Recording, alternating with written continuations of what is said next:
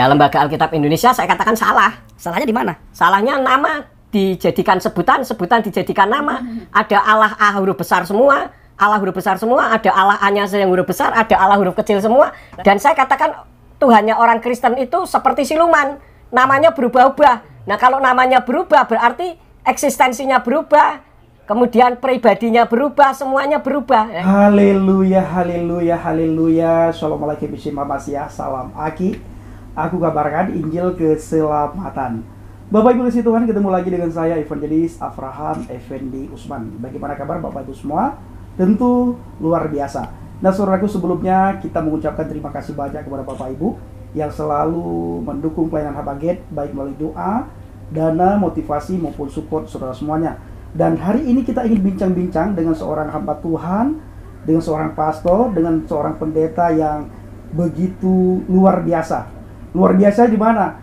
Kita tahu Bapak Ibu beberapa waktu yang lalu, di mana pendeta yang akan kita wawancarai ini sangat heboh di kalangan saudara kita umat Islam, terutama sekali di kalangan para mu'alaf. Apa yang membuat heboh? Sehingga banyak sekali kita membaca komentar di channel mu'alaf dan di saudara-saudara kita dari seberang, mereka mendoakan supaya pastor ini mendapatkan hidayah, mendapatkan syafaat, masuk ke agama Islam. Mungkinkah?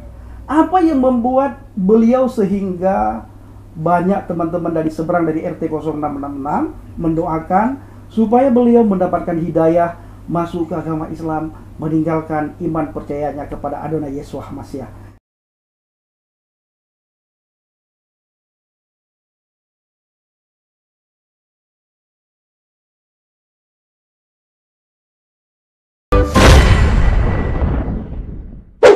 Shalom Kafrin, sahabat-sahabat, Bapak Ibu, Saudara sekalian yang kekasih di dalam nama Adonai Yesus Hamasiah.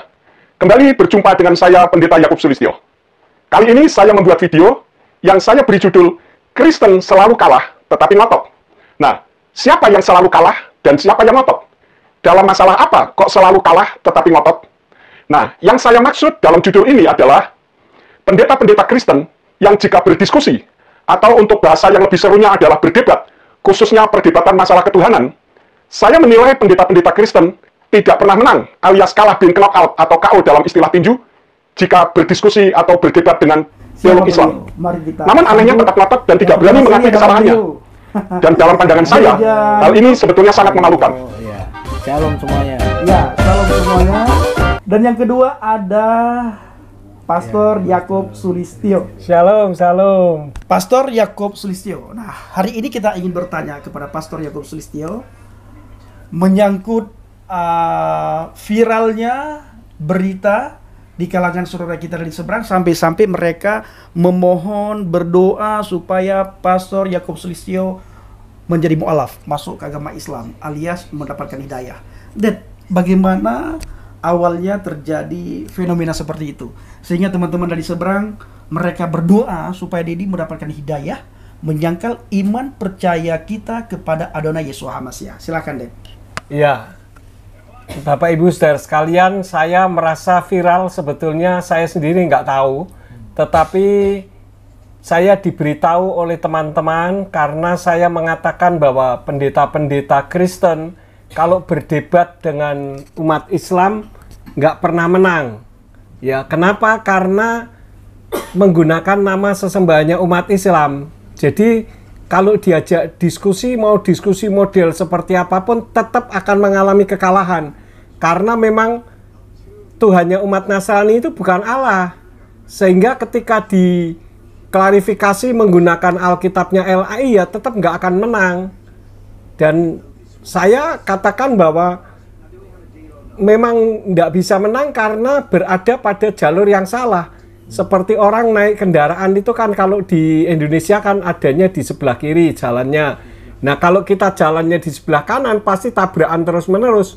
Beda dengan kalau di Amerika kita jalan di sebelah kanan nggak masalah karena setirnya ada di sebelah kiri. Jadi pada intinya adalah kita harus menurut aturan yang ada, sedangkan di dalam kitab suci nggak usah jauh-jauh pakai bahasa Ibrani, bahasa apapun, pakai bahasa Inggris saja nggak ada nama Allah. Kenapa orang Kristen mempertahankan nama Allah?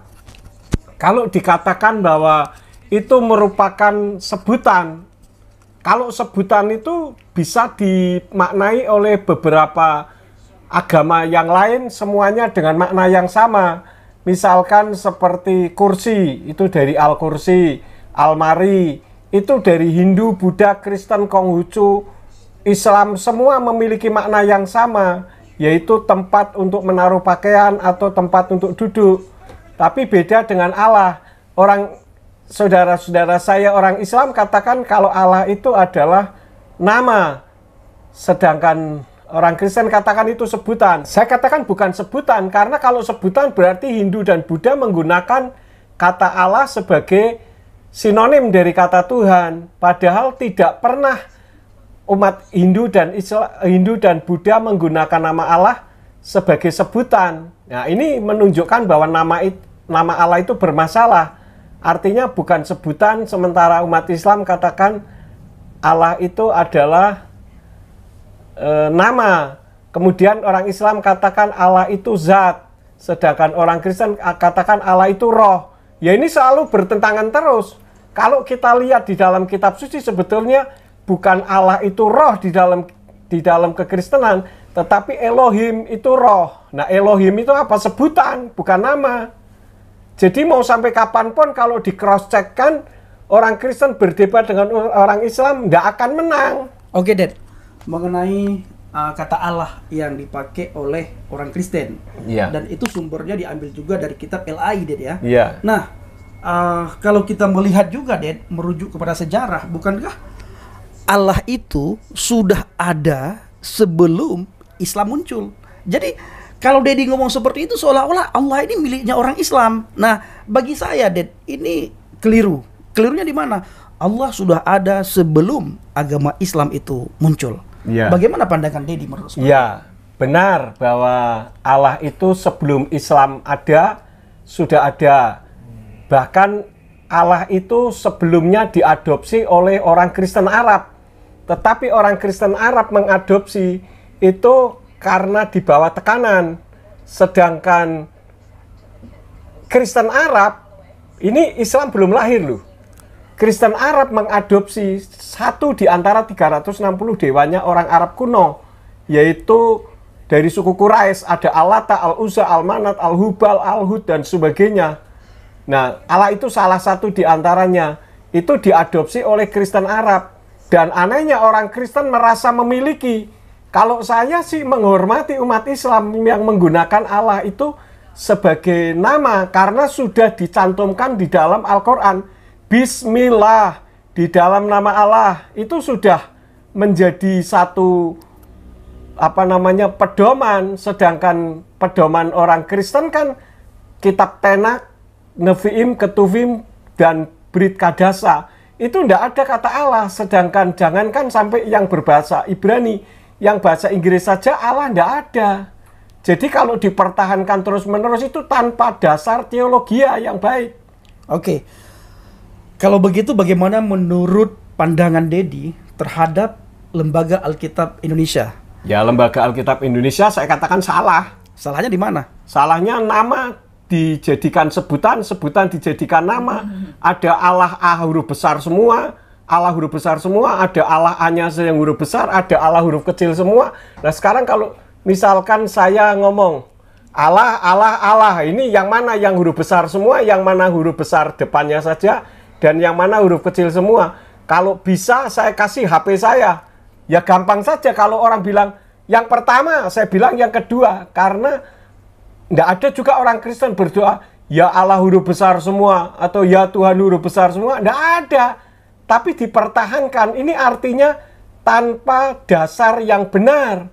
Tetapi justru saya yang menggunakan dasar yang benar justru dipersalah-salahkan. Nah, ini kan aneh tapi nyata. Dan saya katakan Tuhannya orang Kristen itu seperti siluman. Namanya berubah-ubah. Nah, kalau namanya berubah berarti eksistensinya berubah. Kemudian pribadinya berubah, semuanya berubah. Nah, ini kan siluman. Nah, inilah Dedi menyadari tidak, gara-gara statement Dedi seperti itu membuat heboh di dunia maya, terutama sekali di dunia kekristenan. Makanya timbullah fenomena bahwa ini salah satu pendeta yang paling jujur di dunia. Tidak ada pendeta lain selain jujur selain Yakub Sulistyo. Mari kita doakan. Muncullah doa-doa seperti itu dan supaya Pak Yakub Sulistyo menjadi mu'alaf, mendapatkan hidayah. Dedi merasa enggak sih kalau Dedi ini sudah membuat kekacauan dan meresahkan banyak orang Kristen? Nah, ini kita ingin tanyakan. Iya, kalau dikatakan mendapat hidayah, saya sudah dapat hidayah. Hidayah itu artinya apa sih? Hidayah itu kan artinya dapat tuntunan dari Tuhan. Loh, saya dapat tuntunan dari Tuhan. Saya dulu juga menolak tentang nama Yahweh. Tetapi setelah saya pelajari dengan sungguh-sungguh, kan memang Yahweh itu nama, yang nama tidak bisa diubah. Kalau dikatakan itu tidak bisa bunyi, belajar dong bahasa Ibrani yang benar supaya bisa membacanya. Masa Tuhan menyuruh Mose menulis sampai 6.800 kali yang di perjanjian lama, di perjanjian baru ada 231 kali ditulis tapi tidak bisa dibaca. Mikir. Ada satu jawaban Pendi yang menurut Pendi Dedi belum jawab ya. Iya, Dedi merasa tidak sih kalau Dedi itu sudah membuat kekristenan itu kacau ya, pecah gara-gara statement Dedi seperti itu. Seolah-olah kita orang Kristen ini salah besar ketika menyebut nama Allah. Padahal nama Allah itu ada sebelum Islam ada, itu nama Allah sudah ada. Walaupun Dedi sudah jelaskan tadi ya. Iya. Tetapi yang meresahkan itulah statement Dedi seperti itu. Kita orang Kristen ini salah semuanya. Nah, lalu pertanyaan yang berikutnya adalah bagaimana keadaan mereka apabila mereka meninggal dunia, mereka memakai nama Allah. Ya. Kembali, kalau masalah masuk surga atau neraka, bukan saya wewenangnya ya. Karena itu adalah hak prerogatif Elohim. Tetapi katanya pendeta itu mengajarkan kebenaran. Pertanyaan saya, kebenaran yang mana yang diajarkan? Kalau tidak berani mengajarkannya, bahkan ada orang yang mengatakan kemarin itu, pendeta-pendeta di Amerika heboh katanya, kenapa Pak Yakub berani mengatakan bahwa orang yang menggunakan nama Allah itu kurang ajar? Loh, yang nulis itu firman Tuhan, bukan saya. Saya hanya menyampaikan saja. Nah, dikatakan khususnya Pastor Tony Bastaman itu diserang sana-sini. Dikatakan menurut Pastor Tony bagaimana?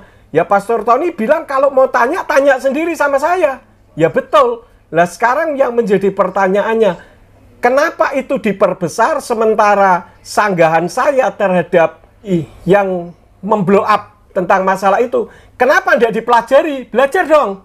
Jangan hanya pintarnya ngomong saja. Ngomong Pak Yakub membuat orang kurang ajar. Nah, yang ngomong bukan saya, firman Tuhan. Kalau tidak percaya, buka sanggahan saya. Jadi tanggapan Dedi bagaimana seperti Pendi barusan ya, Pendi belum mendapatkan jawaban ya. Yang bikin kacau itu. Yang bikin kacau. Memang harus bikin kacau.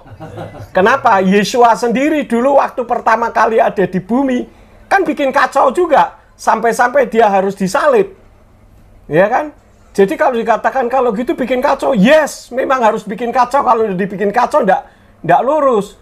Rumah mau dibangun kan mesti banyak berantakan, nggak karu-karuan, tapi nanti akhirnya kan bagus begitu.